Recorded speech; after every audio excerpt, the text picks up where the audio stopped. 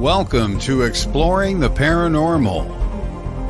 Hosted by Heather Lee, PhD, Exploring the Paranormal offers a new, fresh look into paranormal research.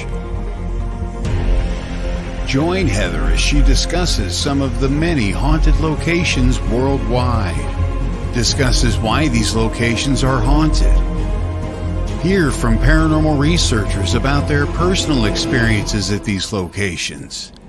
Additionally, Heather takes a journey into the science behind the paranormal, discussing topics such as thermodynamics and the Heisenberg principle and how they both affect paranormal activity.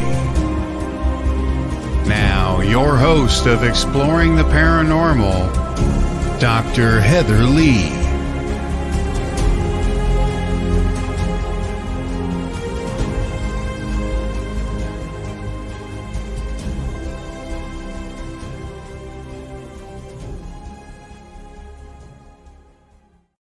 Good morning, everyone, and welcome to today's show. I am super excited to be here on a Tuesday morning. Just was checking the radar real quick, and keep your fingers crossed. There are no storms supposed to be rolling through today, so hopefully I have smooth sailing internet from here until the end of the show, which I truly hope happens because my guest today, he's fantastic. Absolutely love Howard. If you guys don't know who he is, Howard Pitre, he's been in the field forever, it seems, just like I have, and amazing guy. Him and his team are hosting Fear Fest out of New Orleans.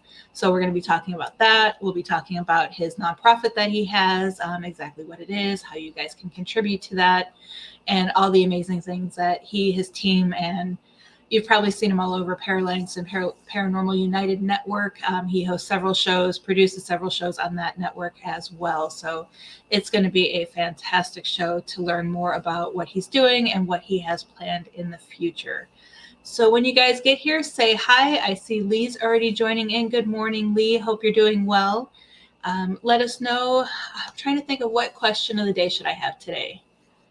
I usually have this prepared. Usually I ask what state you're from or what country you're from, but I think today I want to know if you guys are paranormal investigators, what is your favorite piece of equipment that you use?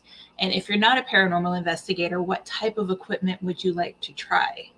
I'm kind of interested to see what the answers out there today are. If you're watching the replay, still go ahead and answer that question because I'm always kind of curious to see what people have to say about that, because as you guys know, I'm more of a non-tech girl, so I use everything from dowsing rods to pendulums and all of those type of tools. And going along with that, if you guys missed it, make sure you check out Ghost Education 101's YouTube channel, because we had an amazing show last week with the board of directors from the Talking Board Historical Society, and we talked about a whole bunch of different things on collecting Ouija boards, including the oldest Ouija board, the history of the board, and all of that stuff. So that was an amazing show. I will also be making sure I share that link on my Facebook page, Exploring the Paranormal Show, so you guys can watch that replay, because that is definitely one that needs to be watched. So I'm super excited. Hello, Mort. Thank you for joining today. Super excited to have everyone here. And I'm just going to go over a few of the typical things that I start the beginning of every show with. So if you're new to the show, welcome. If you're a returning listener or a viewer, super excited to have you back. I know this show wouldn't be what it is if you guys were not here asking questions and whatnot. And also feel free if you have any questions to ask. I always love that. Cat balls, because my cat boys Tristan and Rocket want to play with them. Yes. And I always find it funny whenever, I know that's what they're called cat balls, but for those of you who've watched Ghost Education 101, my co-host Philip, for some reason, he always cringes whenever they call them cat balls. He's like, they're spirit balls. And Philip, if you're watching, I know I'm picking on you, but yeah, so when you're using them for that's how you just determine if it's a cat toy or a paranormal investigation tool. But anyway, just kind of having some fun there. But yeah, I haven't used the spirit balls or the cat balls on an investigation, but you guys know I've used fidget spinners, so just about anything can work to. Yes, dowsing rods. I love my dowsing rods. I don't have them with me either, but you guys need to check out Doodlebug Dowsing. That just reminded me of that. They are here locally in Florida. Amazing people who own it. They hand make all of their dowsing rods. They also, and no, this isn't a sponsor. They're not a sponsor, but I love promoting anything that I love, and I use mine religiously. Mine are pink and white. You can get the handles custom made to any color you want. They have sports teams. They have like skull beads, a whole bunch of different fun things. So check them out. Doodlebug Dowsing, absolutely a great company, and great people to work with. I know they've worked closely with my friend Larry Lawson over in the Vero Beach area, and I've talked to them a couple times, and they are great. Doodlebug Dowsing, like dowsing rods. So just check them out. Let me get the link real quick for you guys. It's just doodlebugdowsing.com. I will put that in the chat for you guys all to see. But yeah, I love supporting local businesses, and their rods are great. They're easy to handle, easy to hold, and just perfect. And they're only showing up. Todd, if you get a chance, can you share that to the other channels? Because it looks like it's only showing up on the ones that I linked to. And that way you guys can get there. There we go. It's starting to pop up. So yeah, check them out. They are great. Actually, next week, I'll make sure, not next week, I have an announcement to make for that, but I will make sure the next time I'm live that I will bring my dowsing rods with me to show you guys, so you can get a closer look at them. They're affordable. That's what I loved about them. Okay, so real quick, moving on to the typical topics that we talk about. And I'm getting there slowly but surely. Actually, before we get going, the one thing I did want to say is I had talked about just a few moments ago about how I won't be here next week. Next week, I have some training I have to do. And so I'm not, show next week is going to be canceled. So those of you who are looking to have Philomena Thomas back on the show, she's the one who does the Hatman Project, the RH Negative Nexus, and also I'm drawing a blank on her other thing that she does. But she is an amazing researcher, doing great putting all of these things together. A lot of things have happened in her organization. So instead of, she was more than happy to move her show since I have my training. And we have rescheduled her for a 2-part episode. October 24th and Halloween will be part 2. So make sure you guys mark your calendars for that. And then also to let you guys know what we have coming up on August 8th, I have paranormal researcher Steph Nina Bradley coming on the show. August 15th, we have Paranormal Experiences by Non-Paranormal Investigators. So Lee will be on, and it's Lee's birthday. So make sure we remember that. And also T.E. MacArthur will be on the show. August 22nd, I have Nicole Ray, who is a psychic, coming back on the show. August 29th, Barnaby Jones will be talking about cryptozoology. On September 5th, I have Sin Schrader Hill. September 12th, this one I am looking forward to. I have Jeff Mudgett. He is the great-grandson of H.H. Holmes.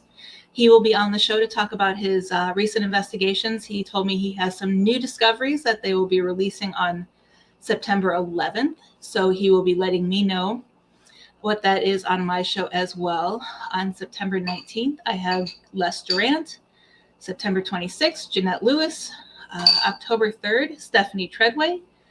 And then October 10th, we have the team from Tombstone Wild West Paracon will be joining us to talk about their event.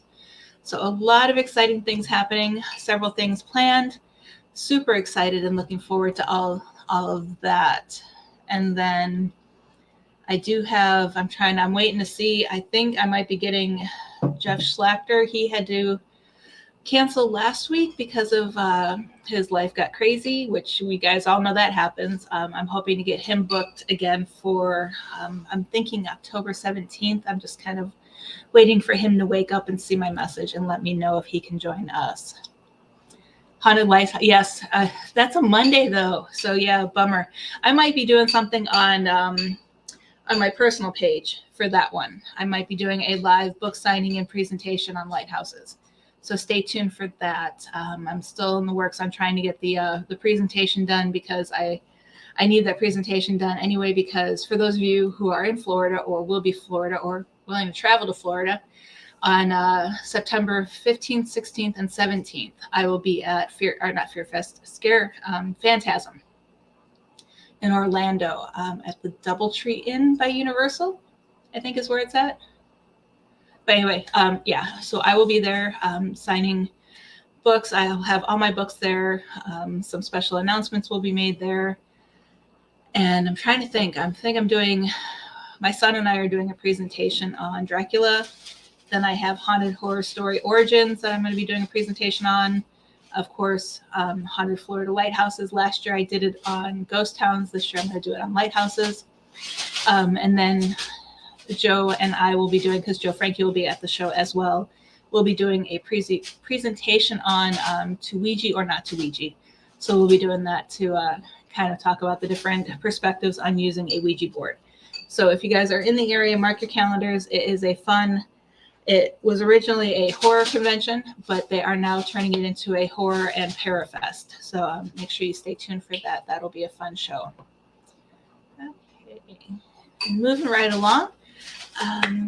As you guys know, Haunted Southern Nevada Ghost Towns and Ghosts of the Legends of the Vegas Valley. I have 2 of the Vegas book and 4 of the Ghost Towns book available. If you guys are interested, they're $25 each, include the autograph and shipping, so you don't have to pay any extra for the shipping. It's all included. I'm still taking a wait list. I have several people on it already for Haunted Florida Lighthouses, which comes out September 11th. Good news, Haunted Florida Ghost Towns is off to the publisher, and I have signed the contract for Haunted Roadside Attractions in Florida, as well as Ghosts and Legends of Florida Pirates, and those will be both coming out in spring 2024. So that is something I'm looking forward to. It's going to be a blast. I'm actually having fun doing those. I'm almost done, with the Roadside Attraction one, so that'll be a lot of fun. Ghost Education 101, next week, Tuesday night at 9 p.m., we are going to have Reverend Sean Whittington. He's a returning guest. Love the Rev. You guys probably recognize the name.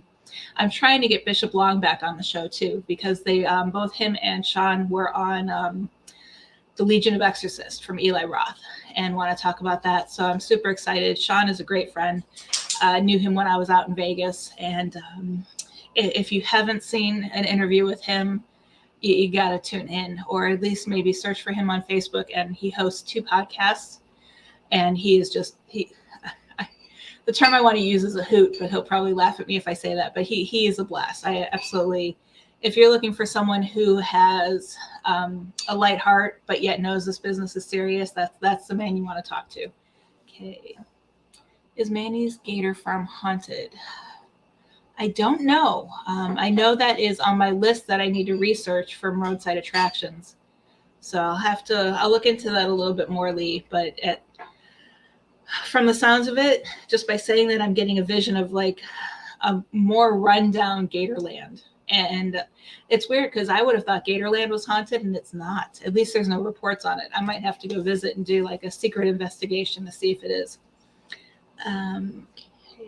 And finishing up, going through my list of things for our weekly updates. Real Haunts Ghost Towns and Real Haunts 3 are now available on Prime for $4.99, or you can still watch them on Tubi for free. Of course, Ghost Adventures Lake of Death is on Max and Discovery Plus.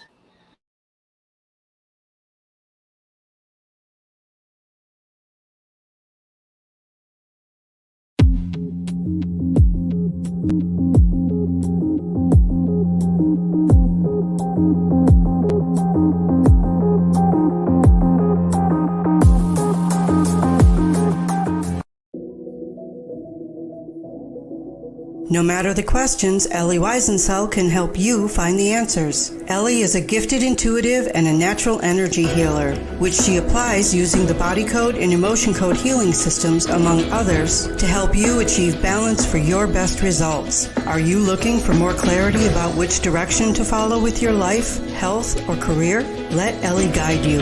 As a psychic, Ellie can provide clarity to the path you are on, so you may use your free will to change the direction of your life. Are you wanting to communicate with a loved one who's passed? As a certified certified psychic medium, Ellie Weisencell can connect you with your loved ones on the other side to facilitate healing or offer closure. To schedule your appointment with Ellie, look her up on Facebook at Ellie Weisencell Psychic Medium or email her at ellieweisensell@gmail.com.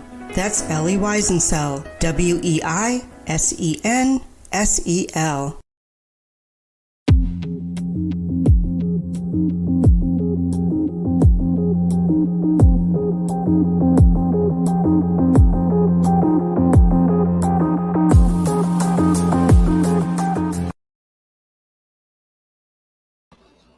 Hey everyone, go figure. I start talking about Satan's throne and Zach's show, and all of a sudden I freeze. Yeah, go figure. Someone doesn't want me talking about that. But anyway, catching up in the comments real quick while I was frozen. Lee had said, I'm not sure if I want gator ghosts following me home. Could you imagine that?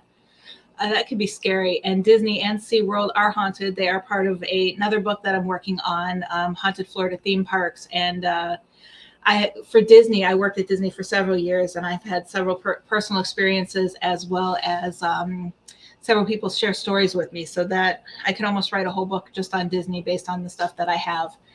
So yeah, those both are extremely haunted. And wrapping up real quick, don't forget our new show with Joe and I, Thursday nights at 10 p.m. Eastern. This week, we are going to be talking with Bill Slevin. We're going to be talking about different investigation techniques, a whole bunch of different things in that aspect. And we are also going to be talking about Phantasm, because Bill will be joining us there as well. So make sure you tune in Thursday night or catch the replay on Friday morning. Patreon, you guys know I have a Patreon. A whole bunch of different levels, includes behind the scenes, advance notice of events, special gifts for event attendees. One of the higher levels, I offer free shamanic life coaching.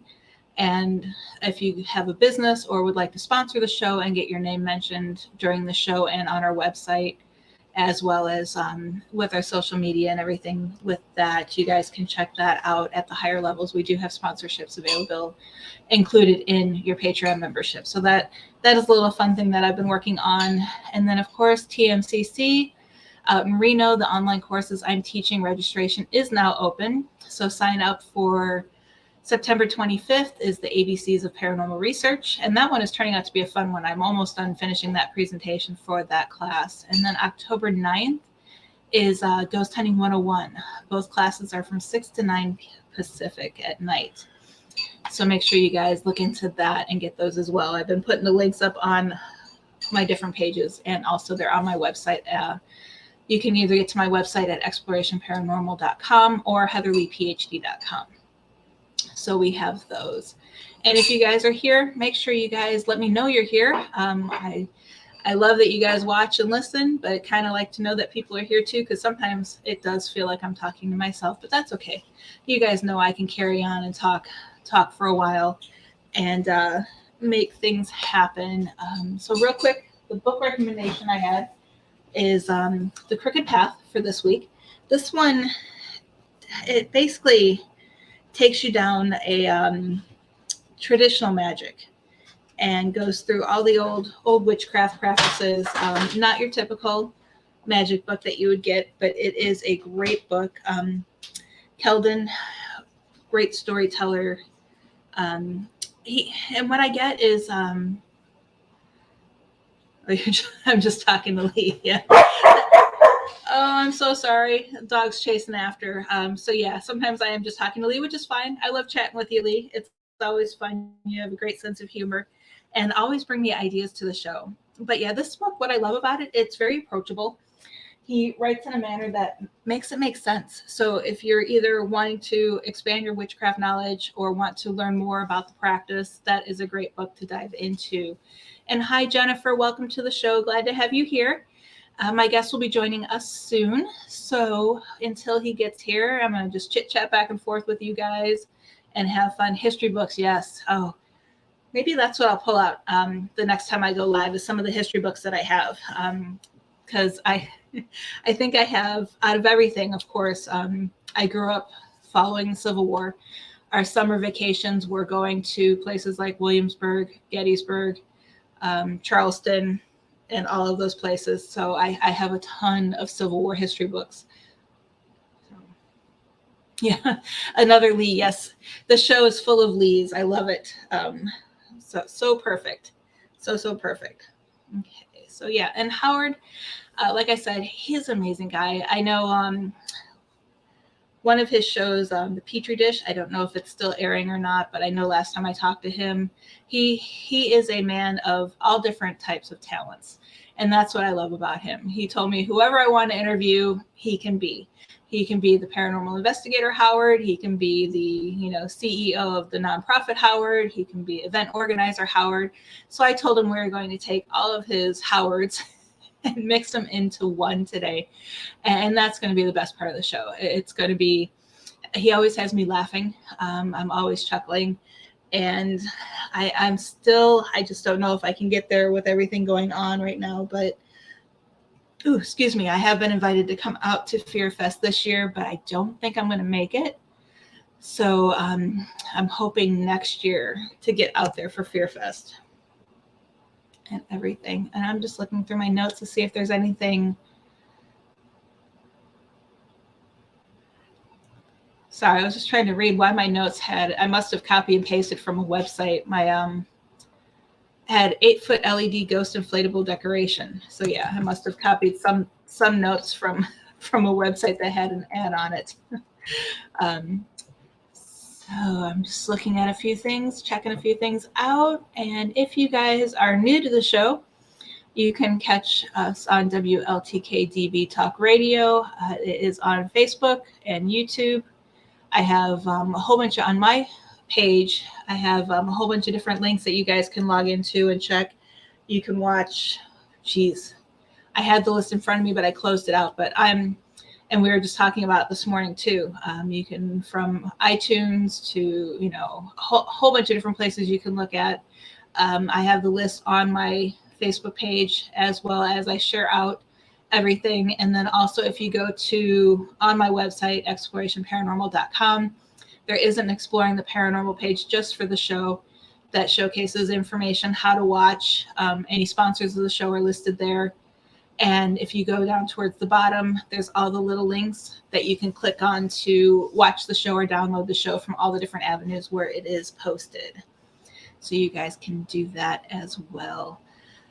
So, and actually, I'm the type of person who likes to book ahead. I do have a few shows open for later this year in November. Oh, thank you, Todd, for sharing all of those. Yes, that's where the Podbean channel, you can catch everything there. So I do have a few slots open for a few shows. I have a couple people coming back to me that are letting me know if they can take the days. But before the end of the year comes around, let me know if there's anyone or any topic you want to talk about. I mean, I'm trying to think, because I know towards the end of the month, I might just do a presentation, which I have actually, let me pull up my presentations and see which ones you guys might want to see. Because I had a blast doing the show last week with the haunted Southern Nevada ghost towns. But different presentations that I could talk about that I already have done. Of course, Could Dracula Have Existed, which talks about the science behind vampires. When Ghosts Attack. Paranormal tourism versus urban exploration.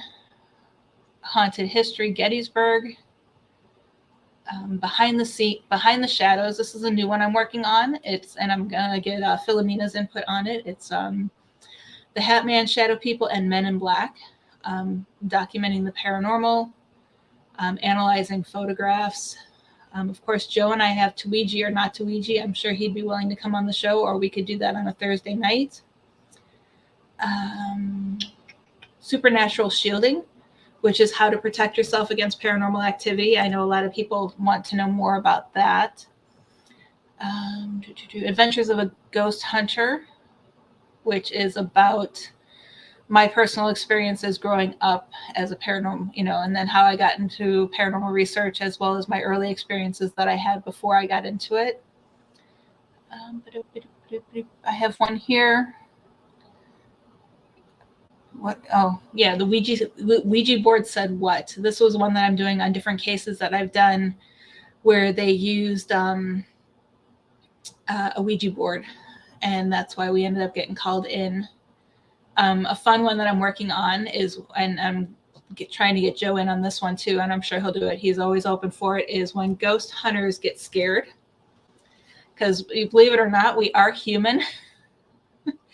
I'm doing a Strange Escapes, Paranormal Travel, when paranormal investigations go wrong, the good, the bad, the ugly of the paranormal, Ghost of Christmas Past, that would be a fun one, having a magical Christmas, Understanding the Paranormal, being a couch paranormal investigator, that one I just started on, so that'll be a lot of fun.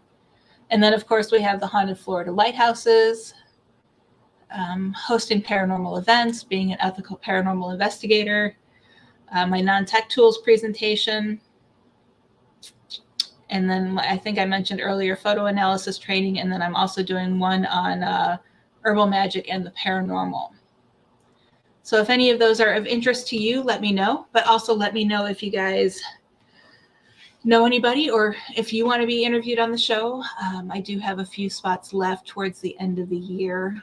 Still not sure what exactly I might be doing in December as far as what shows, but I'm trying to come up with something special to do during the shows for that month, and kind of have some fun along the way for that one. But yeah, I'm booking one in October, but I think I'm trying to get Jeff booked on for that show. And then I have every Tuesday in November still available. So make sure you look into that. And I'm just checking a few things.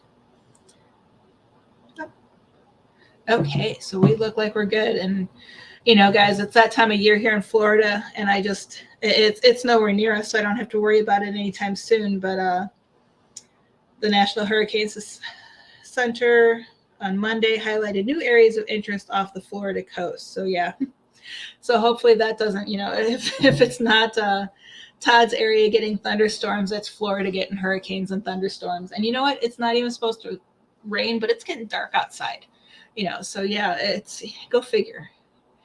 If it's not one thing, it's another. My poor dog. I really need to get that thunder shirt we talked about earlier today. Okay, so and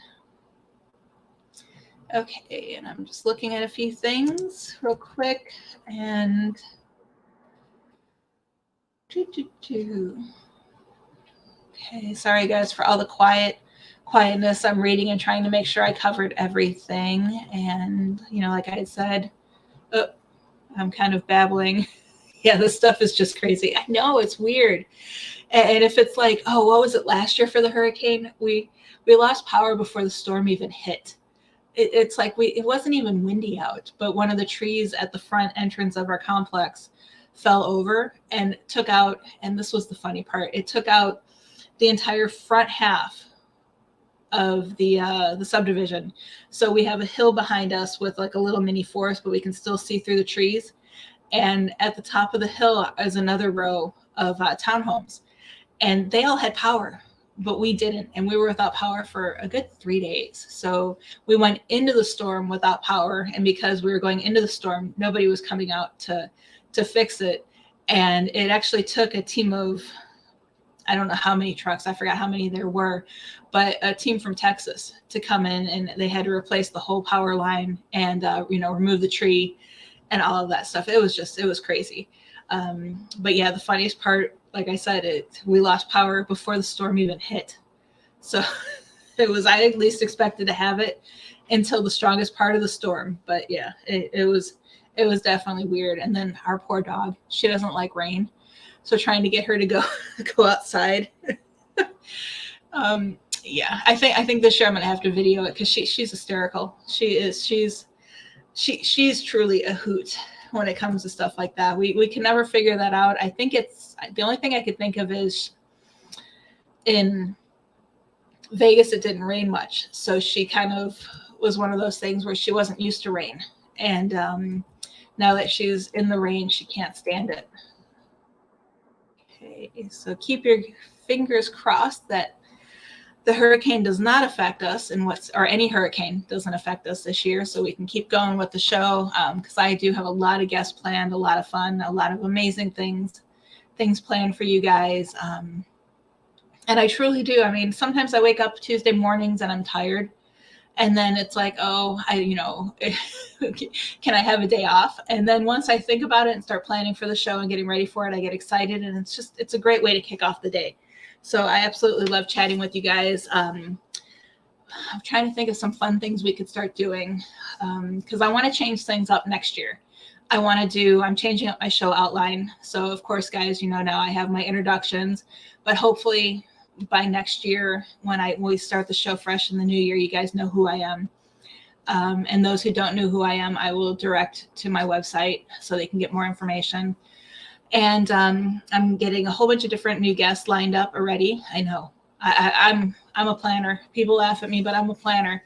But I'm trying to think of something fun. It's almost one of those where it's like, do I want to do a coffee of the day, or I really don't want to do breakfast of the day, because I don't want to be sitting here eating in front of you guys. And I really, outside of an English muffin or some toast, I really don't do much for breakfast. So if you guys have any ideas, I'm always open to listen. I'm trying to think, a whole bunch of different things. Or tea of the day. Yeah, I'm trying to think. I got to come up with something. I know there's, like, when it comes to coffees or teas, there's a lot that I want to try. So I'm wondering if maybe I could do something along that line. This is another thing that I thought of doing. You guys can let me know if you're interested in it. I thought of doing something along the lines of the herb of the day, where I do a quick discussion on the herb, its magical properties, as well as how it can benefit the paranormal field, and then kind of do a quick recipe on what you can do with it. Like for the marjoram, I could show you guys how I use that in my over-the-door protection bottles. So a whole bunch of different things in that aspect that we could do. As Lee's like, yes. I figured, and Todd likes it too. I figured Lee would like that, and then Jennifer likes it as well. So I'll switch it up, and instead of the book of the day, I can do the herb of the day. And starting next year too, I'm doing more research into different scientific theories behind the paranormal. So opening the show, I'm going to be talking about a theory, explaining how it can work, how you can do it. I'm going to get back to the true roots of my introduction for exploring the paranormal and discuss that, and hopefully, keep your fingers crossed, the guest that I have for that day will match. Oh, a ton of herb books. Yes, there's one. Shoot, it's not near. I really need to move back in front of my bookcase. But yeah, I have one that is absolutely amazing. And then I have this huge book on 1,000 spells. That is a great book as well, that talks about different herbs and all of that. So we'll definitely, I think I'm going to definitely do that. So yeah, I mean, just sitting here brainstorming, and it's like I'm coming up with ideas. So this is why I like talking to you guys, because I come up with some great ideas. I know it was funny because I was being interviewed on one show, and Ghosts and Legends of the Florida Pirates wasn't even a book I had thought of. And we were talking about different lighthouses that had pirate ties. And the host was like, he goes, wow, I bet there's a lot of pirate stories. And immediately I thought of the idea. Of course, I reached out to my other publisher, who already had the contract getting ready for the haunted roadside attractions. And he's like, I love it. And I'm like, okay, well, we can swap it out. And he's like, no, you do both. And so it's just brainstorming and talking kind of gets the juices flowing. So you kind of think about different things. So and it's funny because even if I'm not in front of a camera, I do this in front of the computer while working. So it's kind of my family.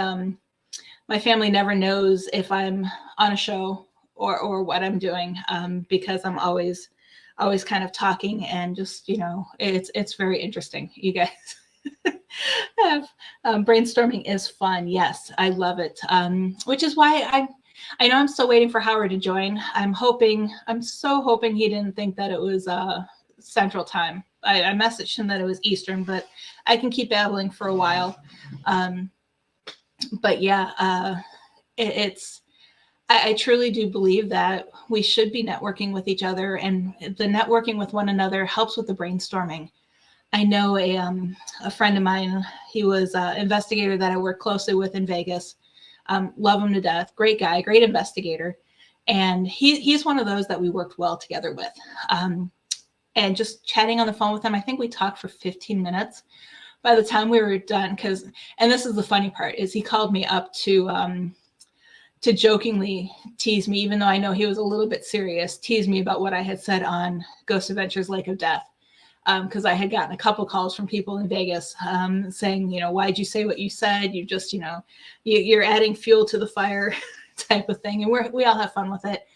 And, but in that 15-minute call, I had a list of ideas that we were going to start working on, or, a list of ideas that I can start working on. So it's just amazing. So if you guys are paranormal investigators, or thinking about getting into the field, find investigators that you're comfortable with, that you can talk to. We should be able to share our ideas and not worry about someone's going to steal. Of course, you guys have the groups that steal the ideas. One thing I always tell people is don't let others know what you're thinking until the ball is already rolling or until it's ready to go. Just because you risk that idea. But I do have a small circle of people that I do talk to about all of my ideas. Brent's one of them. And it's a great way to, I guess, make sure you're not crazy type of thing. Oh, Howard says he's on his way. But it's also perfect because if you have that small circle of people you trust, like, okay, there's a photo. The photo I showed you guys last week of the brothel in Goldfield. That photo before, of course I couldn't share it right away because I had to hold on to it until the documentary team decided if they were going to use it or not. But I had shared the photo with 5 people that are, these 5 people are in my circle, and was just kind of like, hey, I think I see something. What do you see? And they all came back with the same information. And what I liked about it is I told them why we couldn't share it, because they're like, oh, you got to share this type of thing. But it was one of those things I explained why we couldn't share it. And because they're trusted, nobody did. Nobody shared it. And they all had copies of this photo and they could easily have shared it. So that's why you guys have to find team members that you trust, find other teams that you trust. And from there, that's how we kind of start building and going on and working with one another. You always want that second opinion. It's like my husband, he's the one who discovered the anomaly in that photo. He shared it with me. I saw the same thing. That's when I shared it with the group that I trust. And it kind of just, if you don't trust your own team, what's going to happen? You're not going to last long. You're not going to, you're not going to be able to do much because of, I'm trying to pick my words carefully. You guys know this, is when it comes to paranormal teams and stuff like that, you need to trust who you're working with, because if you don't, I truly do believe that all of this global paranormal backstabbing, bullying, stealing ideas, and not trusting each other starts at the team level. Because I'm more trusting than I probably should be, because I do have a team that I trust. And that was mostly because previously I had a team that I was on that I half trusted, half didn't trust. There were some members of the team that I would trust with my life, other members of the team that I didn't trust at all. And that wasn't a good working relationship team-wise. So I ended up moving on from there, as so did a lot of the other members. And I'm very selective, but I still welcome anybody with open arms. I still will help anyone who needs help, and a whole bunch of other stuff. And so yeah, it's a tough field out there. I'll tell you guys that, but you guys stay strong. Do everything you can to change the field. Instead of, because like, I'm not complaining about the backstabbing. It's one of my favorite statements I say whenever I don't really want to say I've given up, but it is what it is. You're not going to do anything to change that by complaining. The only way we're going to change this field is by changing it ourselves. And New name for the show, Paranormal High School. Yes, that would be a great show. Talk about the childish behavior between teams. Oh my goodness. And what's funny is if I shared even, I don't even want to say half, but if I shared a quarter of the stuff I know about some teams out there and how they act and how they treat people and how they investigate, holy crap, I could cause a lot of trouble, but I'm bigger than that. Would I like to do it? Of course, a piece of me wants to get back at some people who've done me wrong over the years, but I'm not going to stoop to their level. I'm going to do what needs to be done to change the field and move on. And that's kind of why I like doing this show, just doing me. Paranormal Play School, that's much, much better. Oh, Howard has arrived. Okay, so I can stop babbling. So we're going to do a quick commercial break, and then we'll be right back, and I will introduce my special guest. See you guys in just a moment.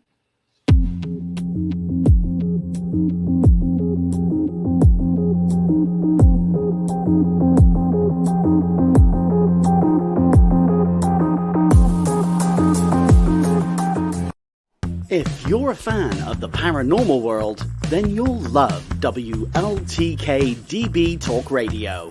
Talk shows bringing you the latest on everything paranormal, cryptozoological, metaphysical, true crime, psychic readings, and more.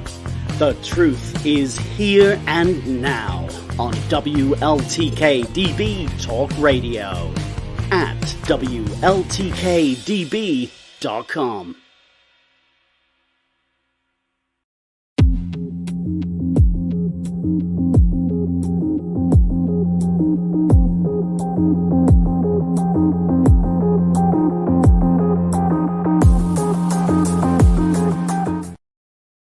Hey everyone, and welcome back to the show. Super excited to be here. I'm like a mess today. Holy crap. Everything's all disheveled and my necklace keeps twisting on me. It's almost like my new necklace has a life of its own. And if you guys hear crunching, I'm sorry. When I got up to get more coffee, I gave my dog an ice cube and she decided to eat it underneath me. So that's not a ghost or a spirit. It's my dog enjoying her ice cube. But anyway, I'm super excited to have Howard here. We might as well bring him on before I start babbling and lose track of time. Welcome to the show, Howard. How you doing, Heather? Apologize for being late. No My problem. wife had to go to work early this morning, so I got stuck feeding pigs and chickens this morning. So, yeah, it was crazy morning this morning. Oh, fun. Me on. Oh, no problem. Super excited to have you here because, like me, you're a jack of all trades when it comes to this field. Show host, producer, investigator, event coordinator, and you also have a nonprofit. Oh, yes. And as a matter of fact, we besides the nonprofit, also we have event coordinator. Matter of fact, I'm putting together FairFest 2023 New Orleans. Mm-hmm. That's actually 3 venues I'm putting into one venue. Oof. So it's actually it's a headache. Trust me, it is a big headache. Oh yes, and I'm sure I have that on my list to talk about later on because I just lost my list of questions. Let me pull it back up. So I definitely do want to dive into that because that sounds like it's going to be an amazing event as well as your nonprofit. But before we get started, do you mind sharing with my viewers a little bit more about you and what you got you started in the paranormal field? And which aspect? Whatever aspect you want to talk about. There's so many things. So many things I'm doing. We have right a little now. more than an hour. You can talk as long as you need to. Matter of fact, well, let's see. I started doing paranormal. I got interested in the paranormal when I was about 5 years old. I actually see my great grandfather, and he was standing. I was sleeping. I woke up, and there he was, and he just kind of just faded away. So I ran off into my parents' room, and I woke up my mother, and she told me that he's asking for prayers. That's all he's doing. So that was actually my first experience with paranormal. Then since then, I guess about the age of 12, I started more. I guess started focusing on more about spirit and stuff like that. Never did any paranormal investigating, but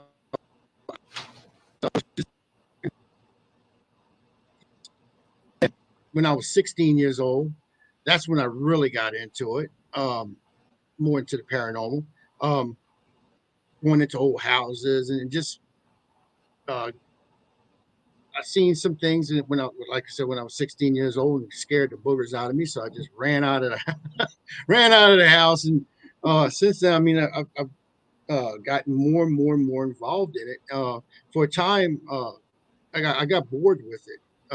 Actually, I guess you know, for doing it for so long, especially being so young, you just get bored with it.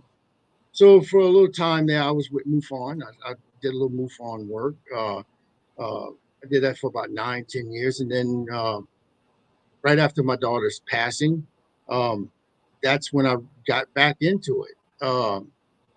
I had some experiences in my house. Matter of fact, my house is haunted.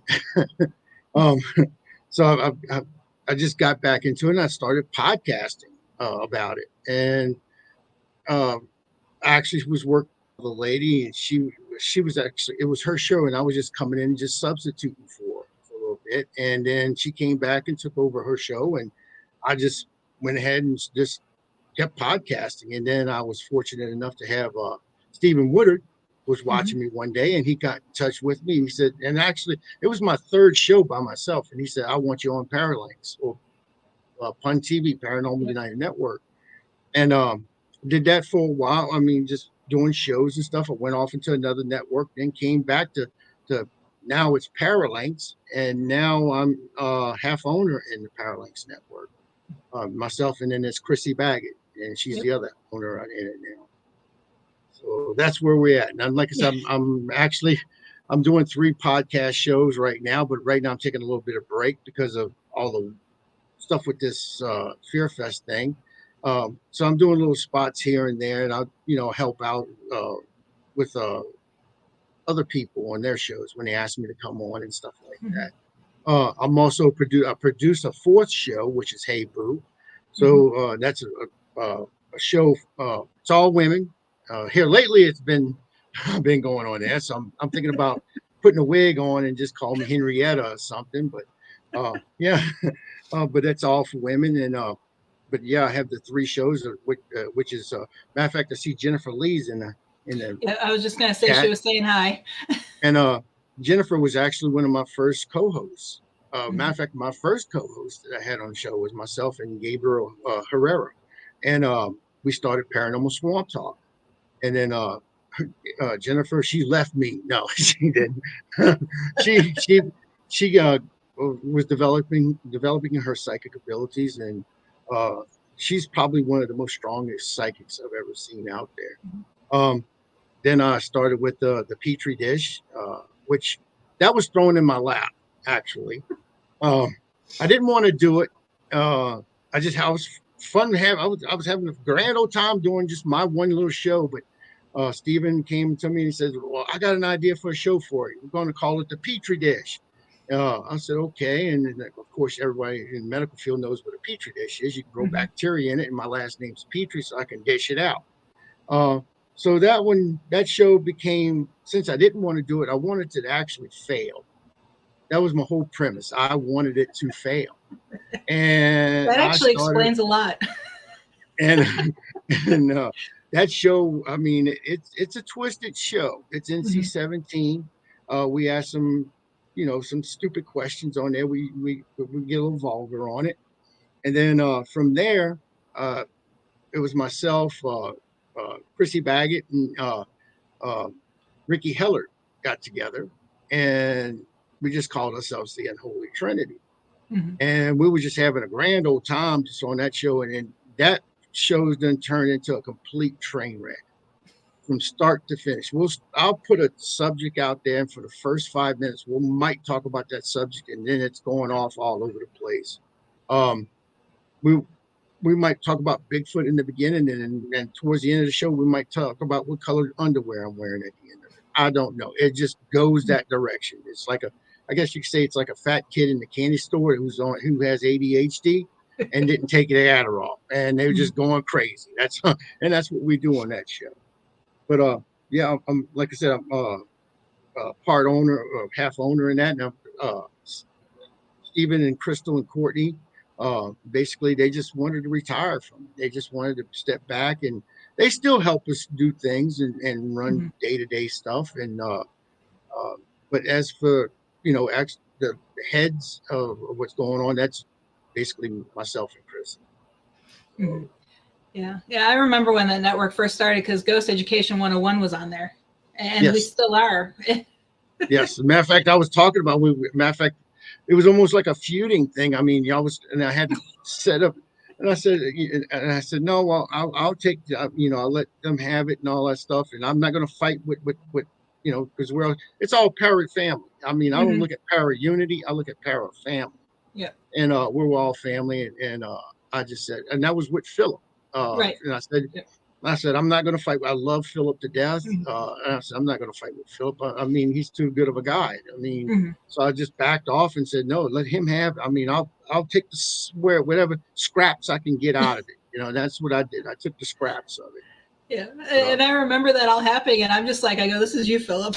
I'm like, I can go live anytime you need me to. Yeah. So. Yeah. But I know I've tried to change the show times a little bit sometimes with him, but his work schedule doesn't allow for it. So it's like, right. So we're kind of stuck because of his work schedule. Right. Yeah, that's what I'm doing now with that, and that's just in the paranormal field. I'm a pastor. I'm a paranormal investigator. I'm an ordained minister, pastor, and I'm a demonologist. If I ever run into any trouble or if I don't know something, and if anybody tells you they know it all, they're lying to you because you never know it all, unless you're dead. Then you might know something. But I started with all that, and then I'm doing in the paranormal field. I'm doing all this, and then that's just in the paranormal field. Then I have my foundation and stuff like that. And besides my foundation, I belong to many organizations that are out there also. I belong with NAMI, federal, state, and local chapters of NAMI, which is the National Alliance for Mental Illness.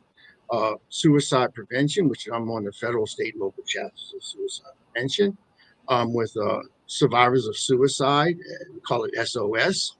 And then I'm with Postpartum Support International. So I belong to these other organizations besides just having my own organization. And then I'm also a third-degree Knight of the Knights of Columbus. So that's a Catholic organization, and that's a group of men. We get together, and we have our Lady Knights also, and they have their organization.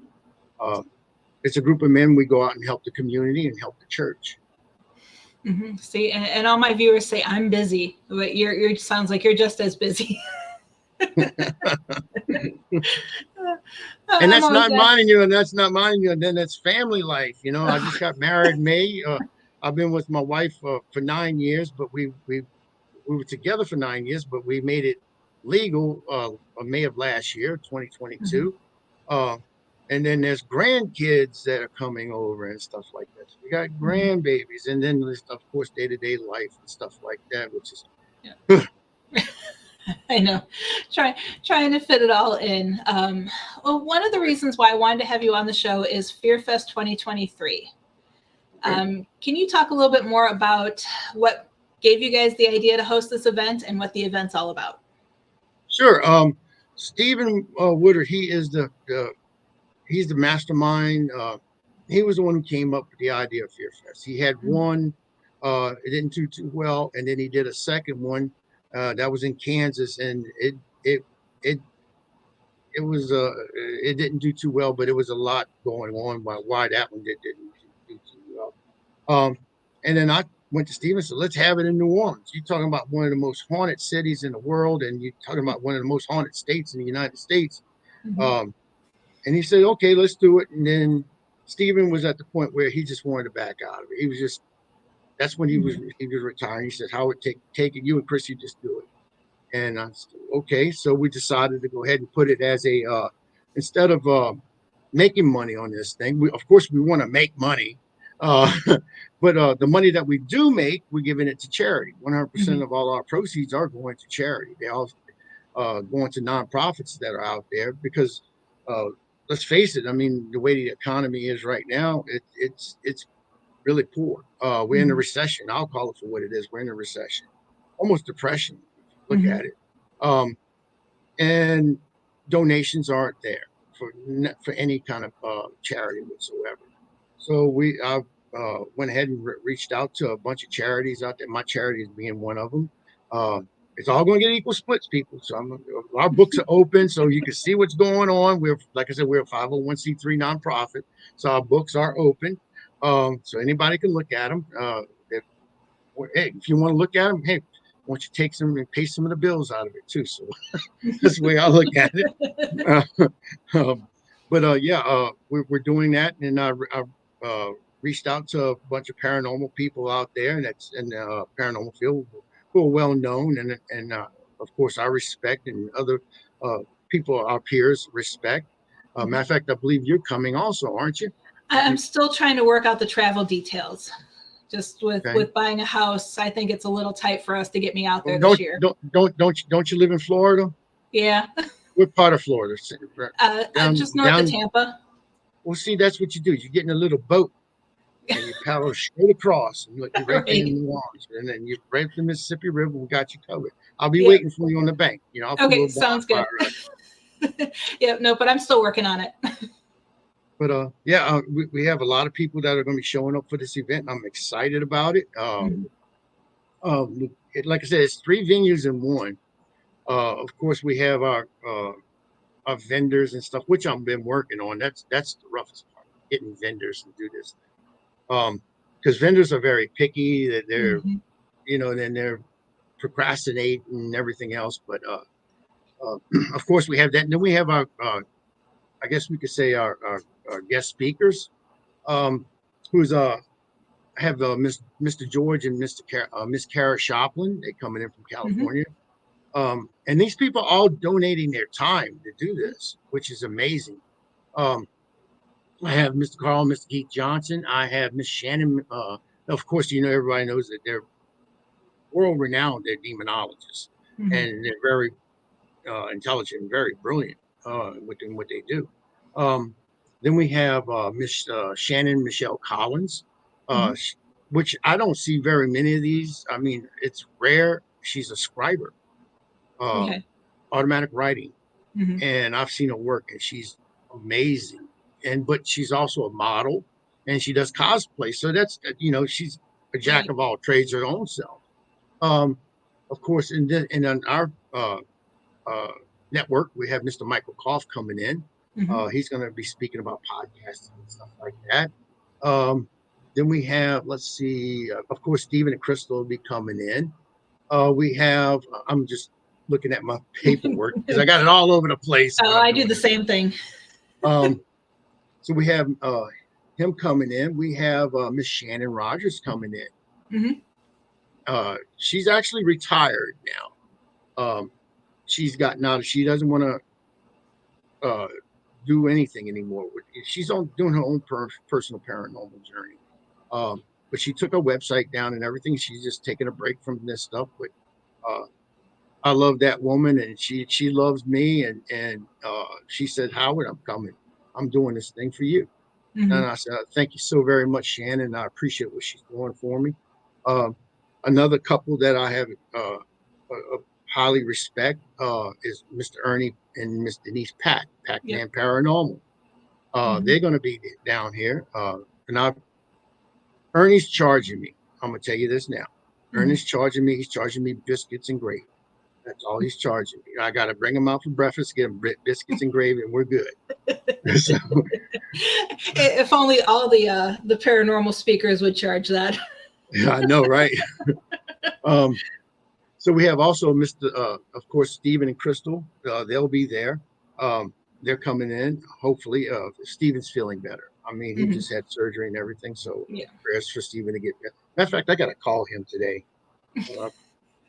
All over the place. I'm telling you, I'm all over.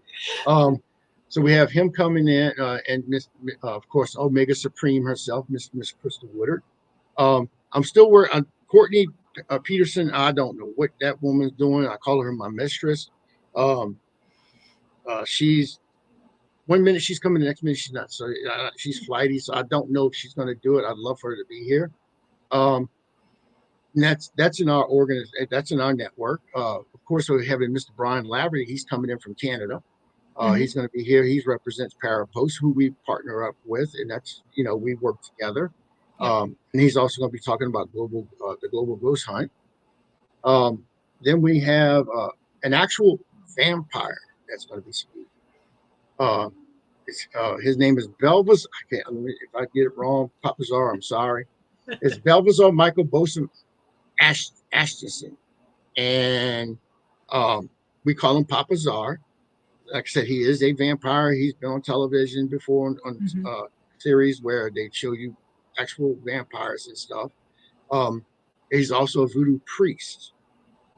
So he's going to be speaking about vampirism, because that's big in New Orleans, especially since Anne Rice did what she's done. Right. So we have and of course, you've ever seen the show The Originals and all that. It's all about vampirism, werewolves, and witches in New Orleans, which we have all that here.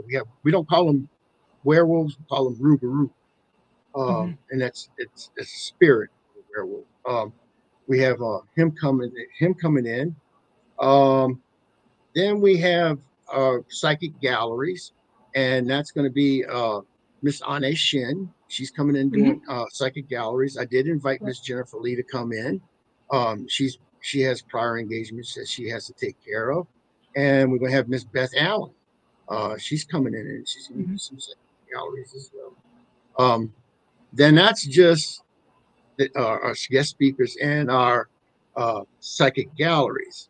Next year. Yeah, of course you want to come next year, because all right, I see how you are. No, you got to pay me next year. I was just thinking, it's like, that's probably where I'm at too, is next year. Then we have our and that, like I said, that's our guest speakers, that's our psychic galleries. Then we have special guests that are coming in, and I got one or two more that are out there. I'm waiting for hear responses from. But I can go over the ones that we do have. Let me see where I got them down at. I got them. I may be able to go off the top of my head. We have Mr. Drew Varick. Mr. Drew Varick. He played in American Horror Story.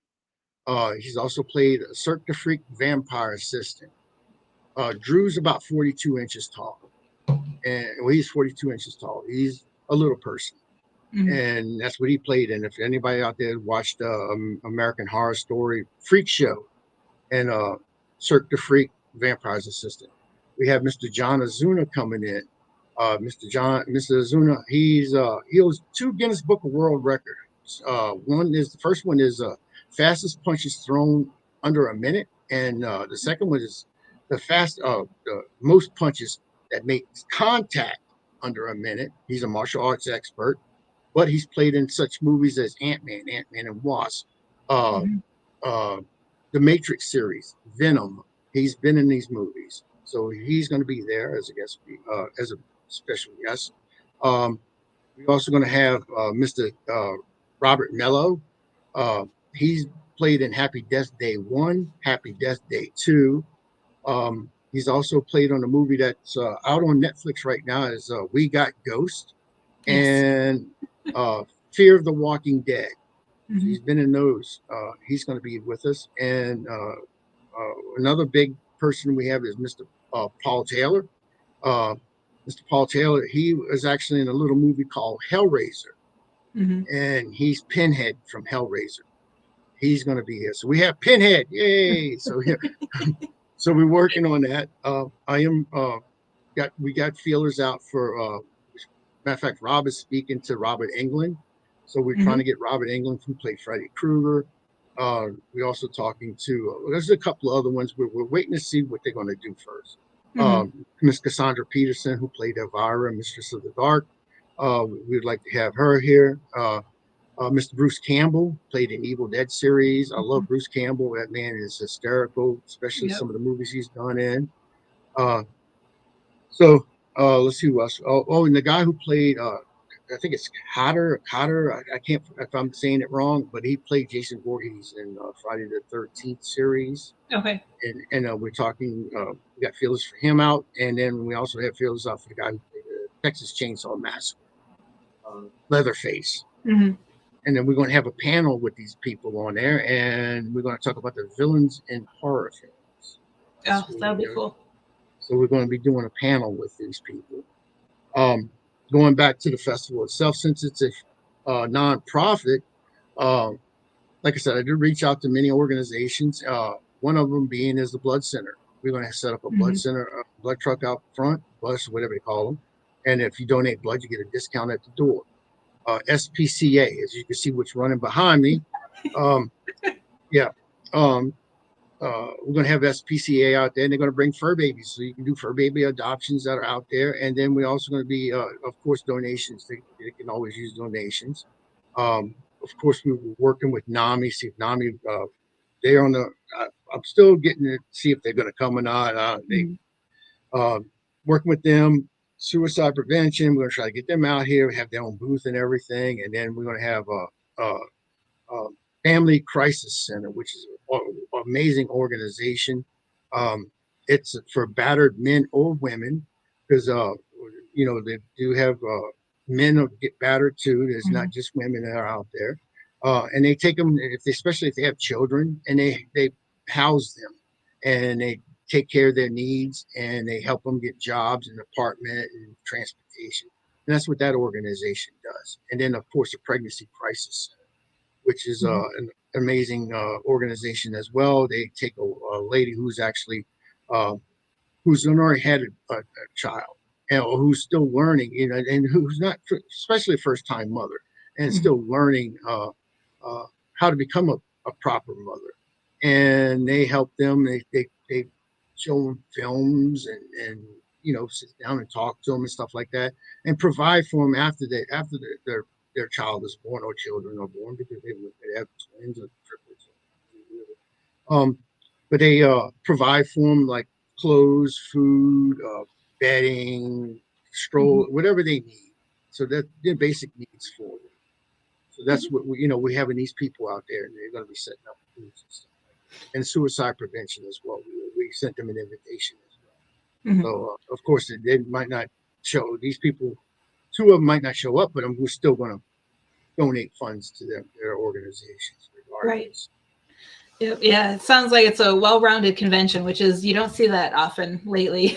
And we have Miss Dana Holyfield that's going to be there as well. Miss Dana Holyfield, who's a cryptic investigator, and her grandfather, Mr. Ford, he's the one who actually caught video, photo, and physical evidence of the Honey Island swamp monster.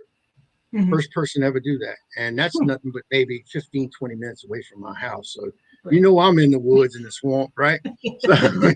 So we have her coming as well. And she's going to set up a booth and everything. And that's just the one venue. That's the first event. Right. The second event, I have a musical event, which we're going to have on Friday and Saturday nights. And we finally got the contracts and all that done, hopefully. Which is with Ghost Attic. We're bringing in another band or two that's going to be opening acts for them. Amazing band. So we'll be selling tickets for those. And then that's the second event.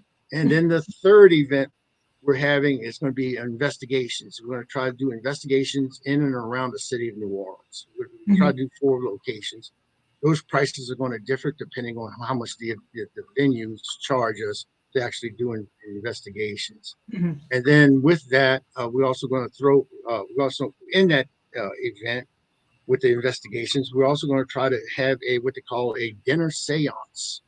I posted it on my Facebook about Muriel's, which is right in the middle of the French Quarter. I mean, it overlooks Jackson Square. I mean, it's right there. And you can't get no more closer than the French Quarter than that. And they're actually going to have a, dinner and a seance with it. So we're working on that. As for the event, and that's the third one that we're doing. So that's 3.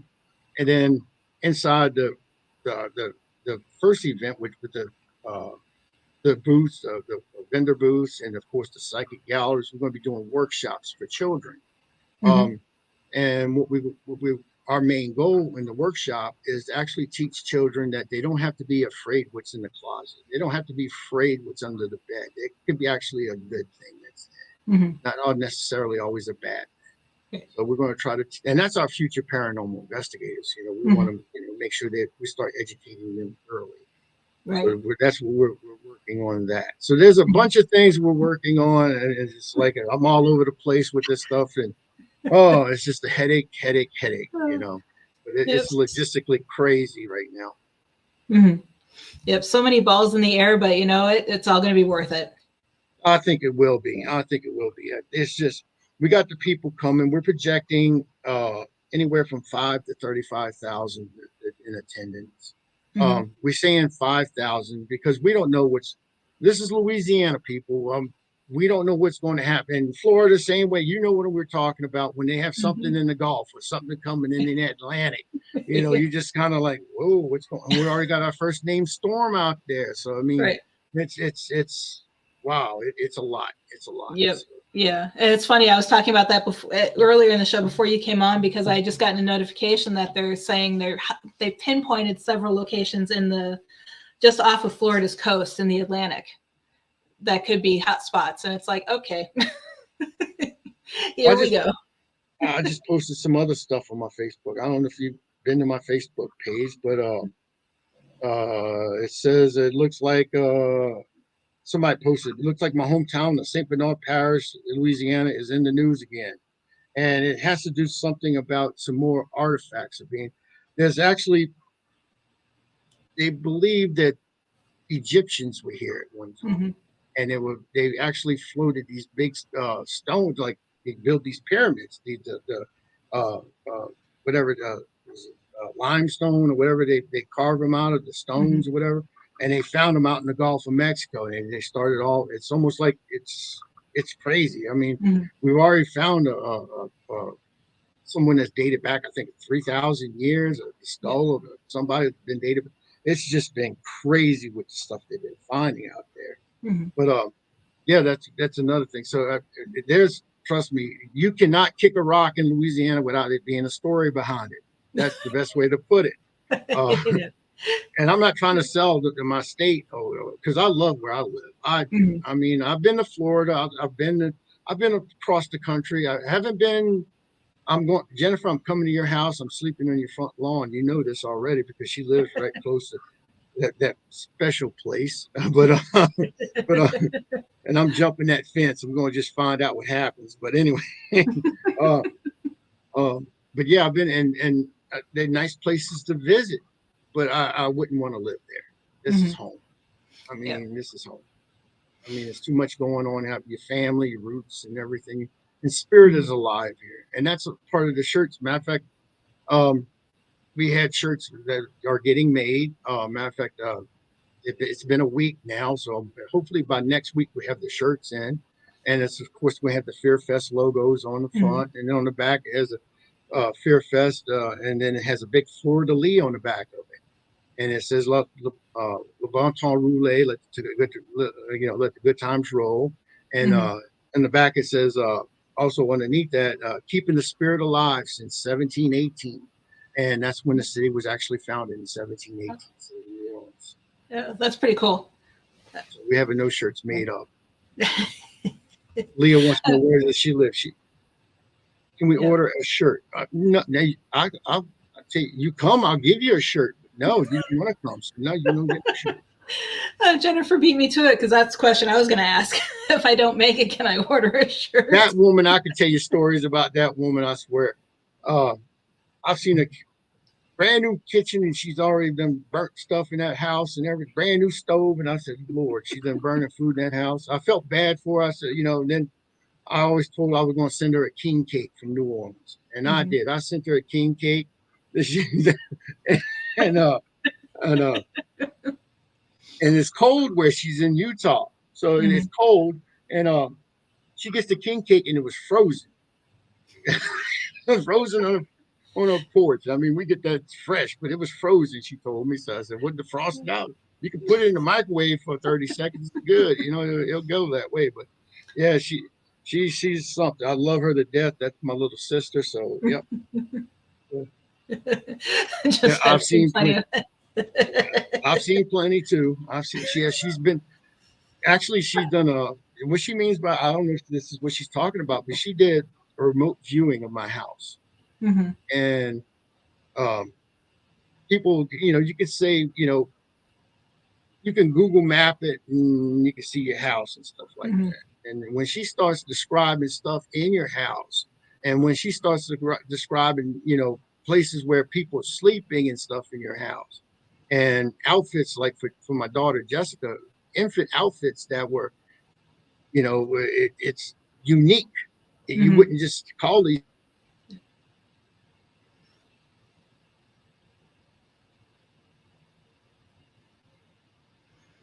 Thing I asked. Oh, yeah, I'm still here. Okay, I'm there you still are. there. Yep. Yeah. Only thing I asked Jennifer not to do is watch me in the bathroom. That's the only thing. I mean, I already do that stuff on lives anyway. I mean, I'll sit there, and if people know who I am, I'll do a live in my tub. I'm taking a bath. I don't care, and I'm on the commode, but I do when I'm on the potty, and I don't care. I just do it anytime I want, and I do it live, and that's me. I mean, Right. I'm the type of person I'm open. Right. I don't have nothing to hide, so Yep. physically That's and what mentally. that's what makes you unique. And you don't see people who are true to themselves much lately in the field.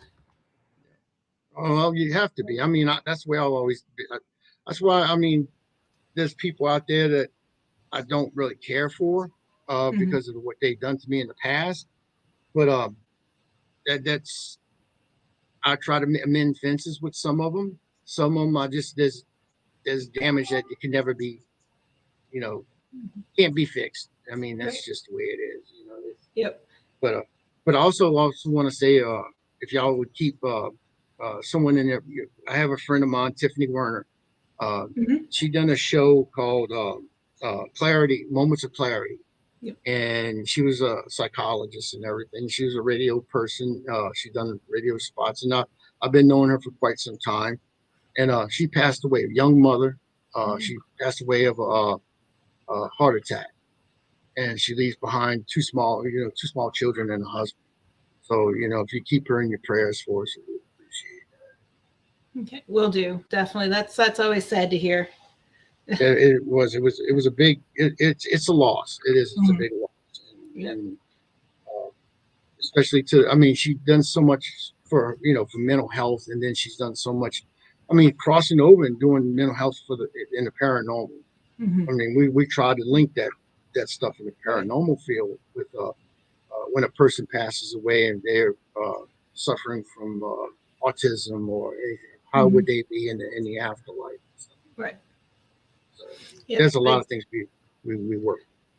Yep, exactly. And that's what it's going to take, is a whole bunch of us working together from different fields, right, to pinpoint everything. It's not just one specific thing.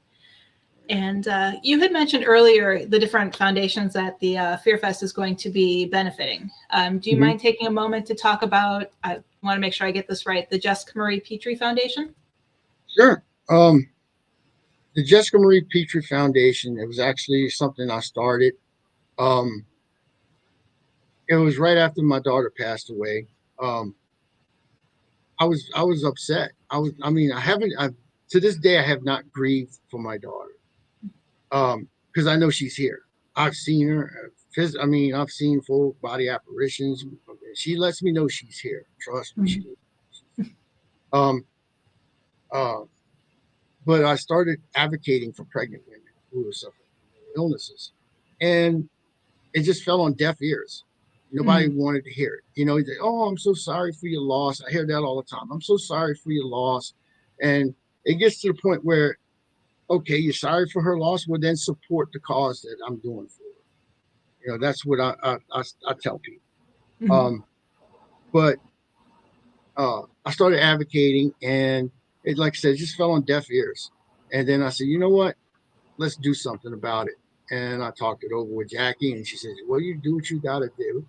So I went ahead and started an organization, the Jessica Marie Pitre Foundation.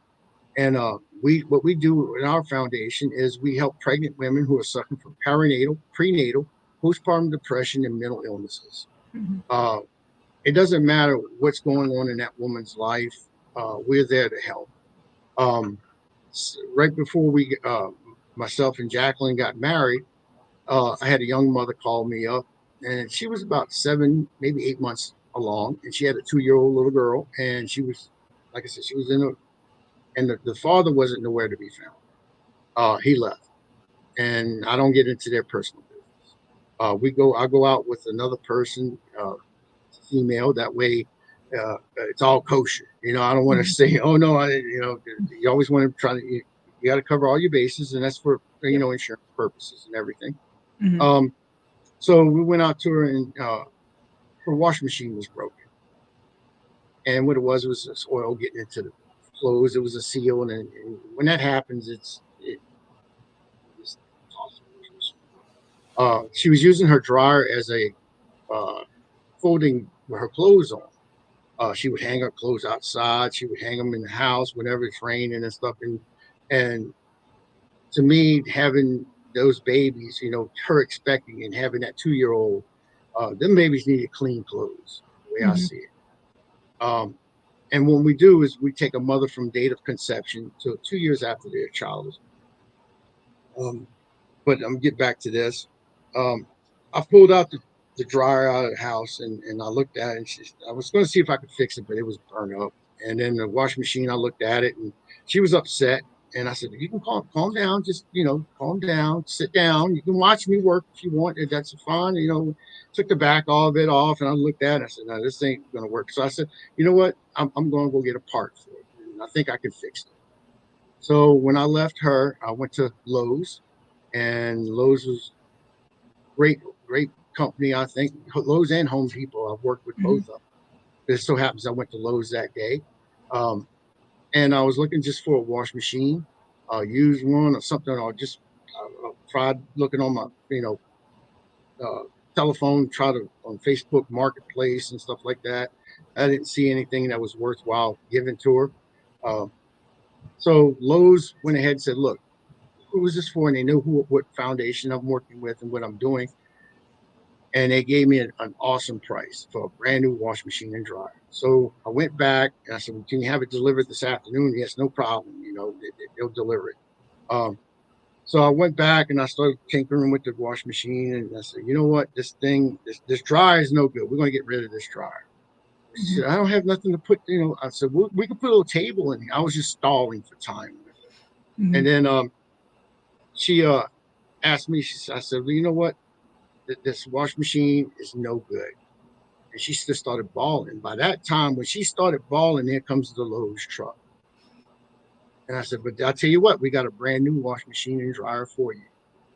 And I took my wedding money, some of my wedding money, and I purchased this. So at first, Jackie was upset with me a little bit because she didn't know what I was spending that money on. And then I told her, she says, yeah, that's fine. She just include me in on some of these things that I'm doing, and it was like, well, it's at the spur of the moment. I had to do it.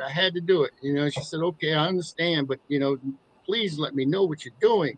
We're going to be married. You don't do that we talk to one another. So yeah, okay. And now I talk to her a lot because if you watch the shows, I'm always yelling, Jackie, I'm in the middle of a show. It's what, but anyway, but we take a woman from date of conception to 2 years after their child is born. And the reason being is because that's when postpartum depression usually occurs. I've heard so many horror stories with these, what a woman can do to herself or to their children, and it's not their fault. It's not their fault. It's the body chemistry. They beef up to the point when all the body chemistry is all up. Everything's up, and then when they have their child, everything just drains out. It goes, and that's when that's when you hit the baby blues, postpartum depression. But that's why we're watching for that length of period, because we want to make sure that the mother is safe and that their child is safe.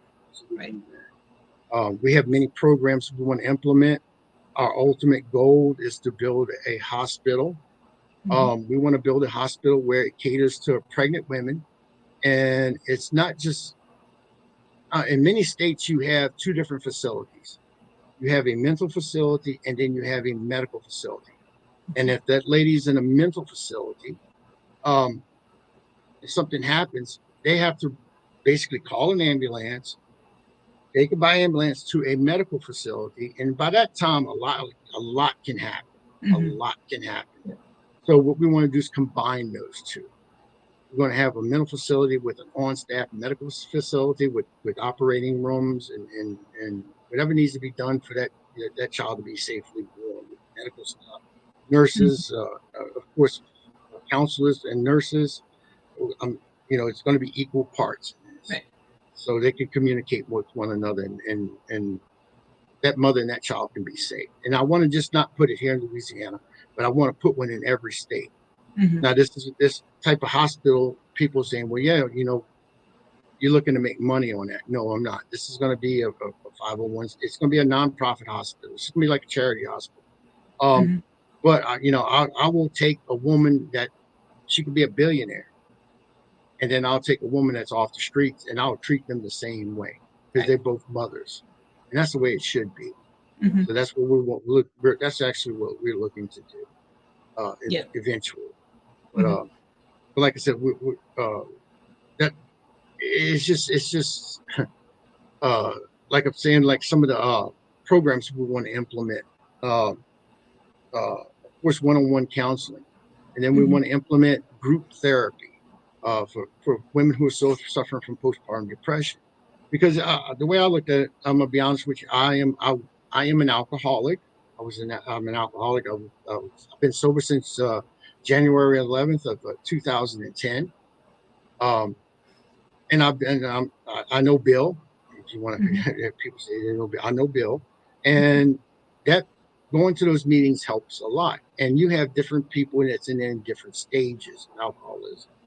And my theory is that you can put one woman who's just had a child and she's just beginning to have a postpartum depression, and you might have another mother in there who's just coming out of it, and she can help that woman, guide her. And of course, we have a counselor sitting in there. We're going to also teach infant and child CPR classes, mommy and me classes. We want to implement food and nutrition, which I've already talked to the Culinary Institute down here, where a lot of you great sous chefs come out of, and they're willing to come in and teach classes. Say a woman doesn't like to eat broccoli. Well, there's different ways you can eat broccoli, besides putting some butter on it or eating it raw, But there's different ways you can cook that broccoli where you might actually eat something healthy. And teach a pregnant lady and her significant other. We're also looking at that. We're looking at yoga classes when they're pregnant for breathing and stretching. We want them to learn how to breathe and stretch during their pregnancy, so they'll have a safe delivery. One of the bigger things, and the people laugh at me when I say this, light impact aerobics. Yep. And everybody see you just smile, light up, and I was looking at myself in the mirror one day, and I said, I'm 55 years old, and I looked at myself in the mirror and I went, ew.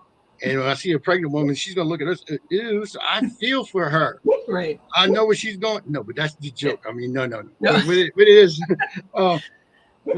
that when a woman, instead of just when they're going through after they have their child and they become in that part where they're starting postpartum depression, they just want to sit around and just take the pills and try to, the antidepressants and everything. And that's good, but it's not helping enough. Right. If you get up and actually start moving, you build up those feel-good endorphins.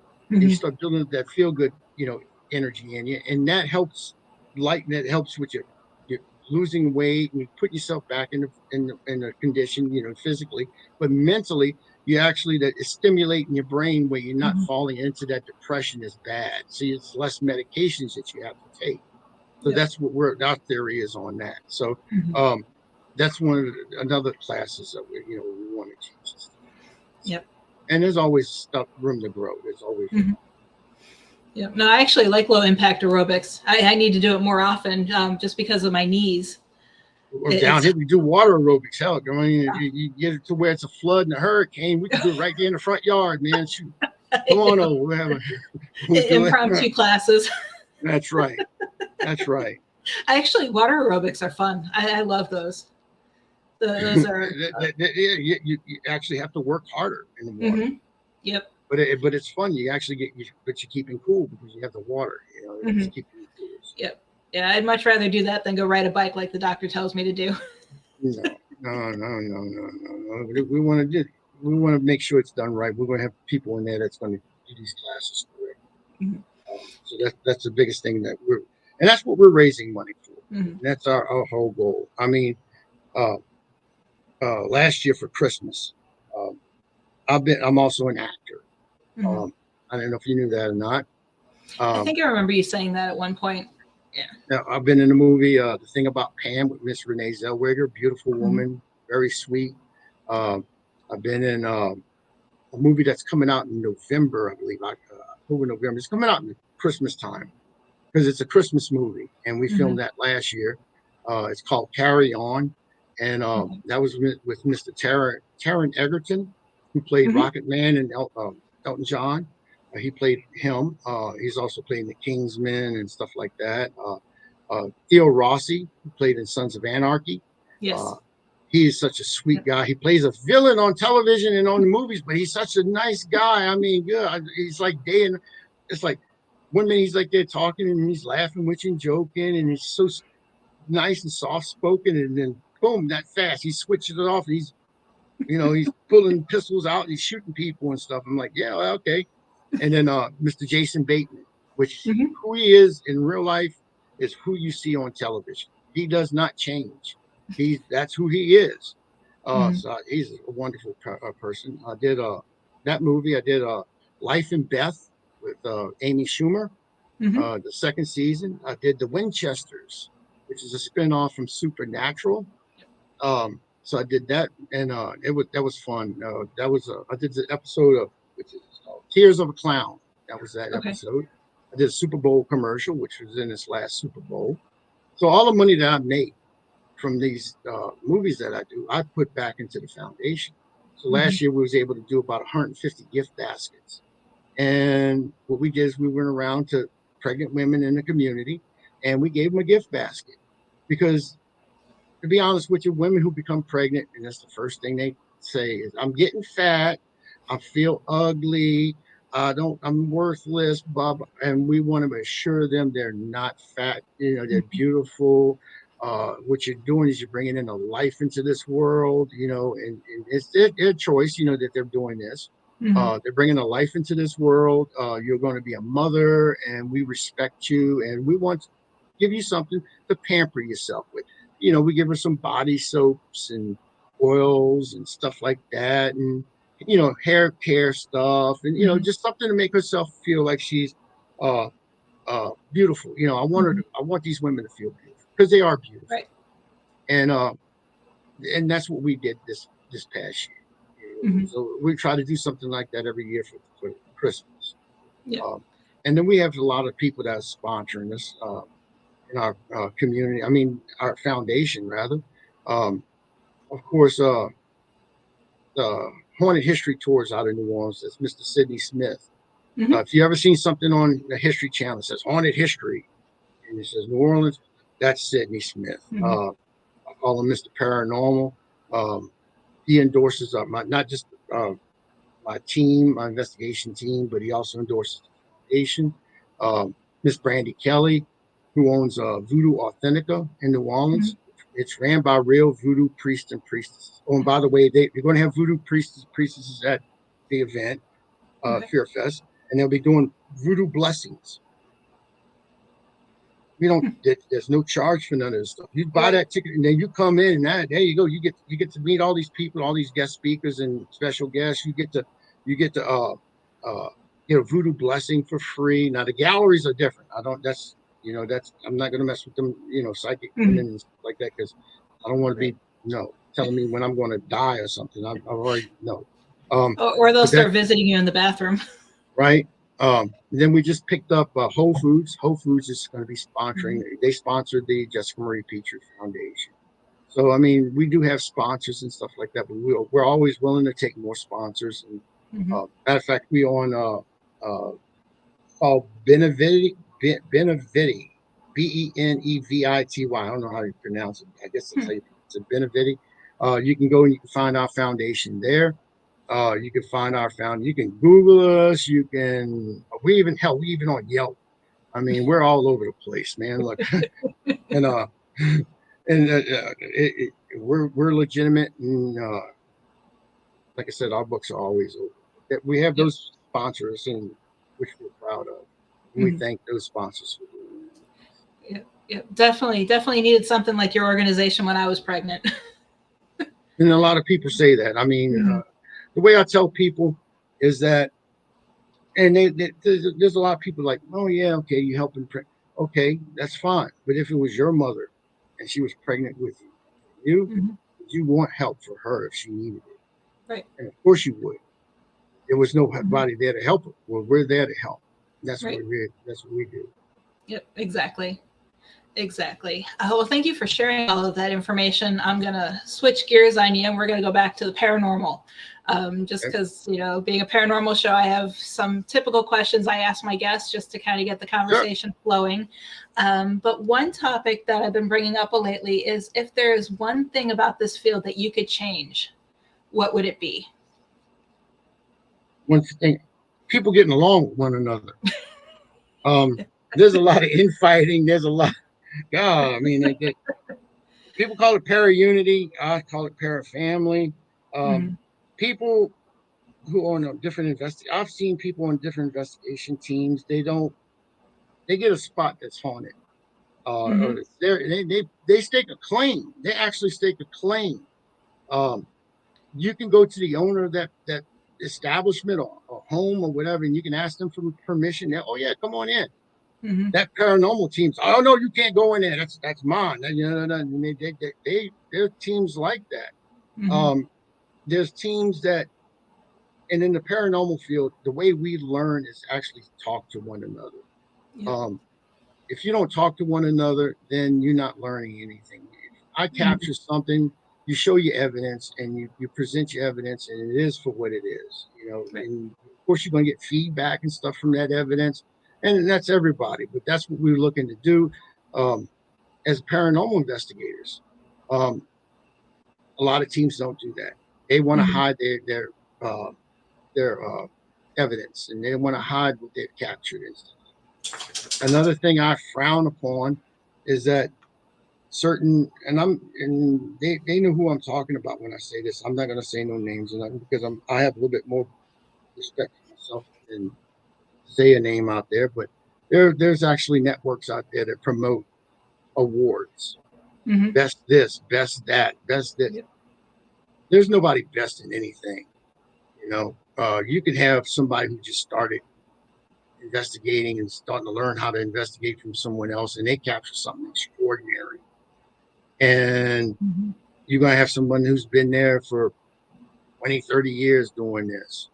And of course, they're going to say, oh yeah, we're going to give that award to them, the one who's been here for 20, 30 years, because they've been, and that one person that caught it, to me. And then that's where you have people that start hiding stuff. I'm not going to show you what I've captured because I'm high, I want to present that so I can get my award out of this, and this is where I'm not going to tell you where I captured it at or anything like that. Me personally, I love investigating with different teams.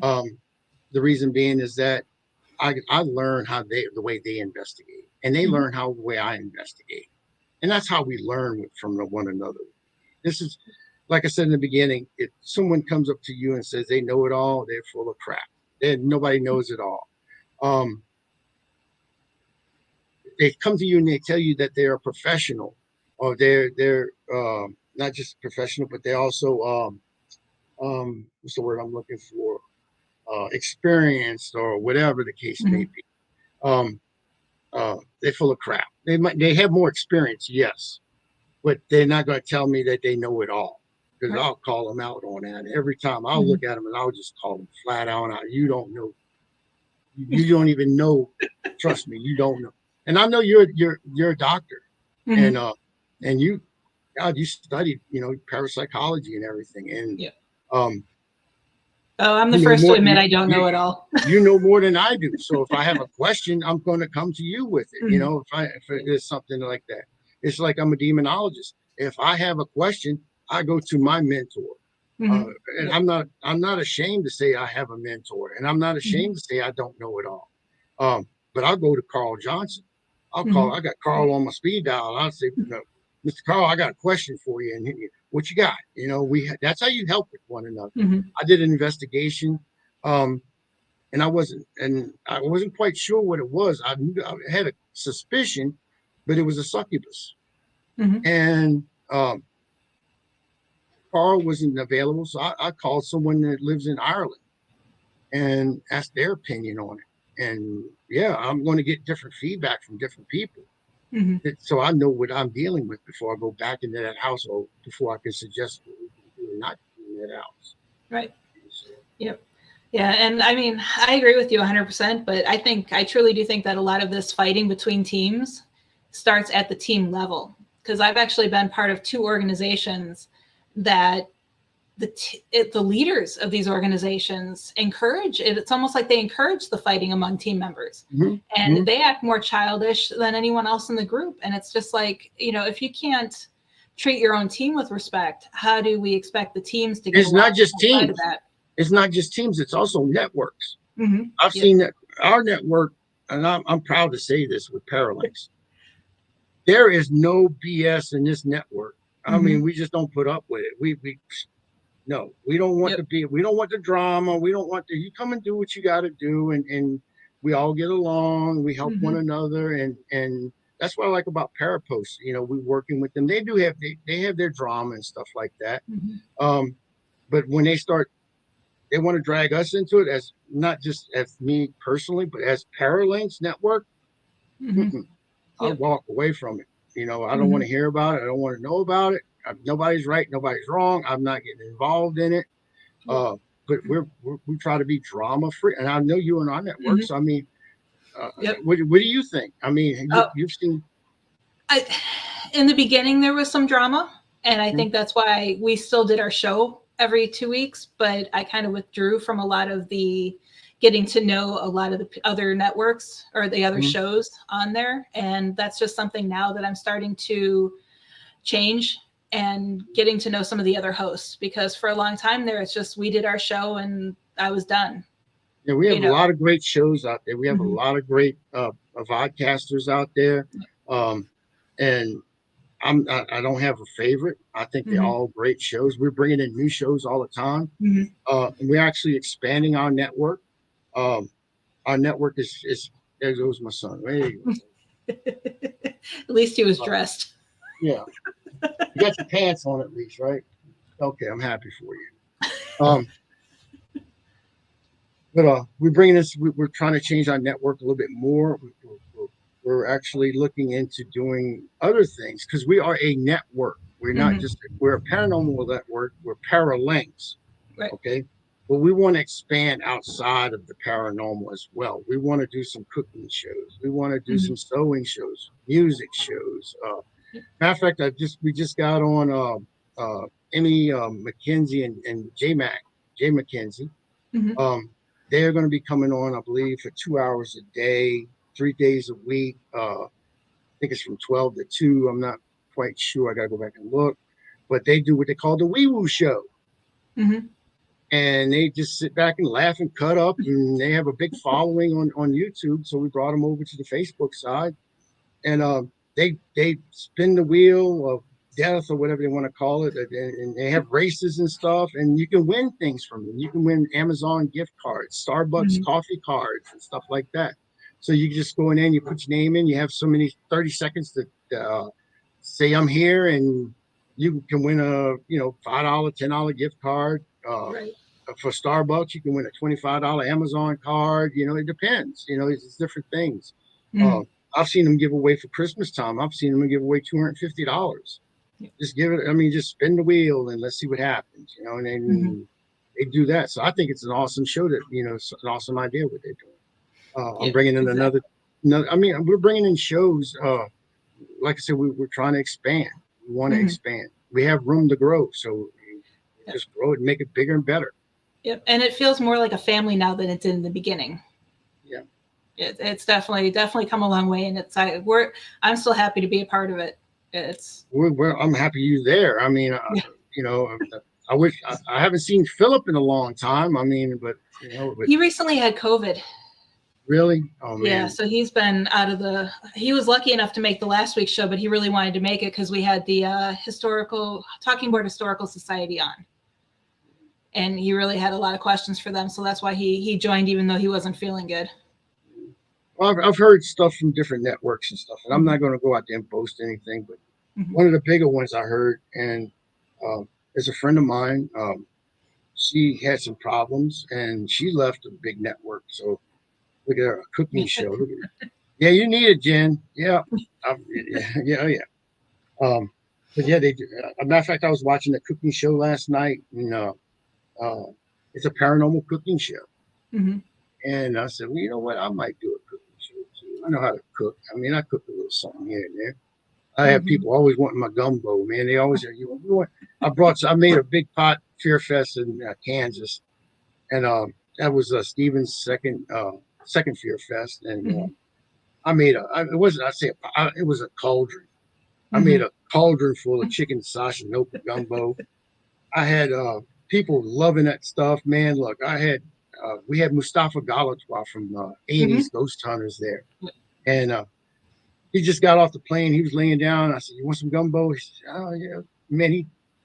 He just kept eating it. He kept eating. Went back for like the third bowl. He said, "I'm going to lay down to go to nap. It's okay if I put the screen up so you can go lay on this sofa so people wouldn't see him go and take a nap." I said, "Go ahead, brother. Go take your nap.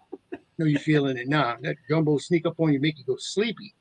But I had people who had a little bit in the pot left, and they took it home in Ziploc bags and stuff. They'd taken it home with them. I said, good Lord. What you need to do is do a cooking show, and then right after have a how to repair your kitchen if you burn it down while cooking. There you go, Jen. So have a home repair show afterwards. Have a fire extinguisher on hand. I can't say nothing about Jennifer. I mean, she's a good woman and everything. My wife, I love her to death. I tell you what, that poor woman can burn water. She can burn water. I mean, she don't cook. She'll tell you, I don't cook. I do the cooking. So I had made somebody a good wife. I did. I made somebody a good wife. So I'm off the market, ladies. Yeah, I know when I was younger, I used to be able to burn water, and my mom bought me. Remember when the books For Dummies were popular? She bought me Cooking for Dummies, and I learned how to cook from there. You got to learn somewhere. I mean, I actually still have the book too. I've learned to cook from my grandmother and my great grandmother, and then my mom. I mean, I used to sit there and watch my grandmother make. And I can call them this because they married into my family. They're Dagos, Italians. They're Dagos. We call them Dagos. I've seen my grandmother sit in the kitchen make these meatballs by hand. And I mean, these are what those little big freaking meatballs you find in a can of SpaghettiOs either. I mean, these were meatballs you could make 2 or 3 sandwiches out of that thing. And she make like 3 or 4 dozen of this. I mean, she used about 30 pounds of ground meat just making meatballs. And she would make her own sauce and everything, and I'd watch her do it. And that old woman can cook. I wish she was still alive to this day. I go see her and I visit her. When I visit Jessica, they're all buried in the same place. But Lord, I mean, today I'm going to be making smothered potatoes and roast. And smothered potatoes that consist of, and people saying, "Oh yeah, what you doing, mashed potato?"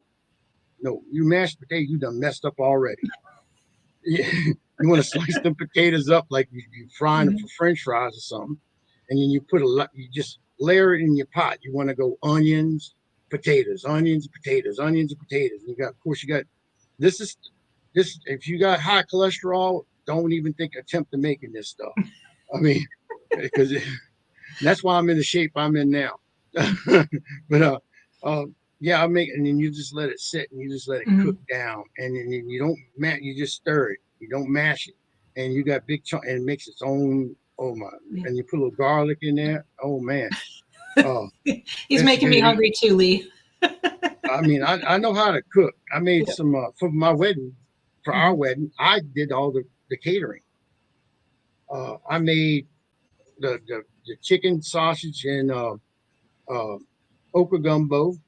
I made jambalaya. I made shrimp etouffee. I had potato salad. I had it on rice. I had it all out there. And then people were like, and it was time to eat. They just, we also smoked a couple of roasts. My brother, he does a lot of smoking meats and stuff with his homemade. He's got a thing outside where he smokes meat. And we smoked a couple of Boston butts out there. And we sliced it up, and it was so juicy. And oh my Lord, people eat that. People were full. I said, get to go plates too. Come on, let's get it going. I don't want to bring this stuff home. And I still brought home food. So I mean, it was they ate, they drank, they had a good time at the wedding. So yeah, I know how to cook. Yeah, definitely do a cooking show. You're making me hungry.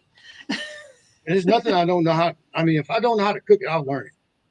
I mean, I'll definitely. Exactly. Jamie says she's a foodie, and you're going to make. You got to stop, or her simple dinner tonight is going to end up being a gourmet meal. Oh, that. I'm Cajun. While you're talking, I'm sitting here thinking, I'm like, I think I'm going to make my pizza meatballs tonight. When you were talking about I actually was experimenting. Ladies, y'all can try this. It's called chicken pizza. Okay. And people think, oh, you put it on a pizza. No, you done messed up already. You want to get some boneless breast of chicken. Okay. And you're going to slice it. You're going to stuff that chicken. First, you're going to get you some basil pesto. And you're going to put some basil pesto in that thing. And then you're going to get you some sausage, pepperoni. And you're going to stuff pepperoni on that thing. And then you're going to stuff mozzarella cheese in there. Now, when you stuff it, you want to make sure it's stuffed, because you're going to put toothpicks in this thing to hold it together. And then you bake that in the oven. Okay. And so it's almost done. Not quite. You know, I suggest about maybe 370, 375 for about maybe 45 minutes. And then you're going to take it out of the oven, and then you're going to put a marinara sauce on that. Okay. And then after you put your marinara sauce, you're going to put some more mozzarella cheese and on top of my chicken, because it's going to be, you want to make sure you got a lot of marinara sauce on that thing. And on top of that chicken, I put provolone cheese, because I like that crunchy. You know, when it bakes and it gets kind of hard. I like it when I love provolone. You can put any type of cheese you want, but that's what I put, provolone. And then you put it in, let it finish out baking it out like that. And you get you some angel hair pasta, and you put that on a plate. Put a little garlic on your angel hair pasta, because I mix mine with a little garlic salt. You know, I like to put the seasoning in my food rather than you have to put salt and pepper on it. So I put a little garlic salt on it, and then of course I live by Tony Sash. I mean, not Tony Sash. Zatarain's all season.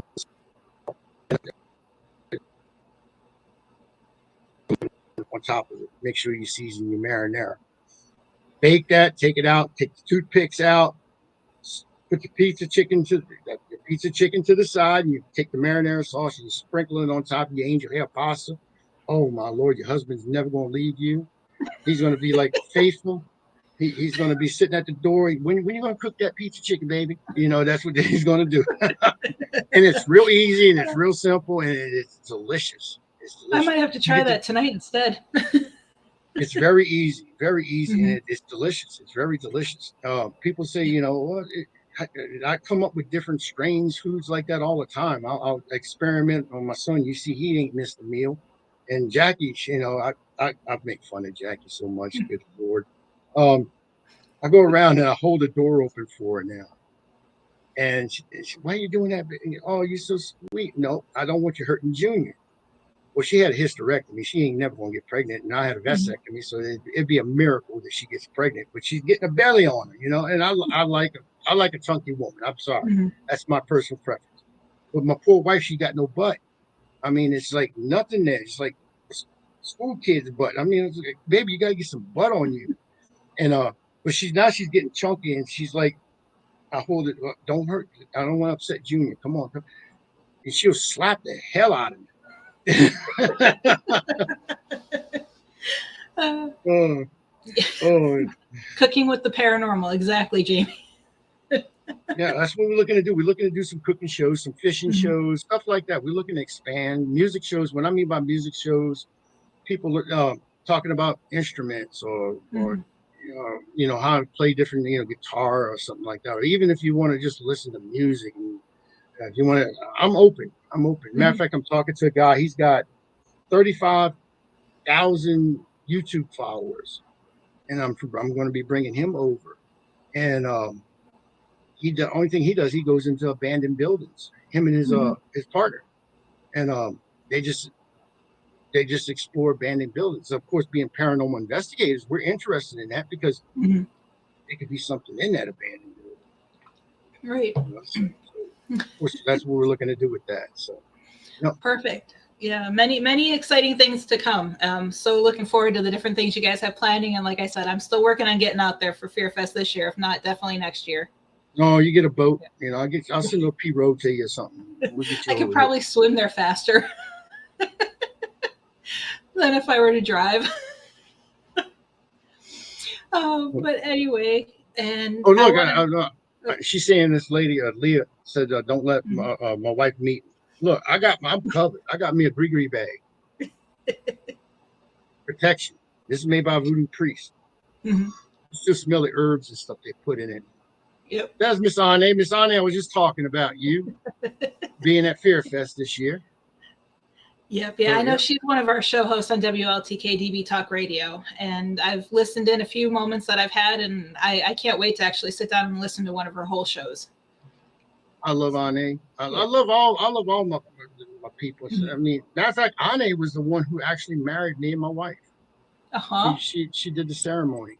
She sure did. She was crying more than, and I was like, why? You're not the one getting married. I am, I didn't be crying.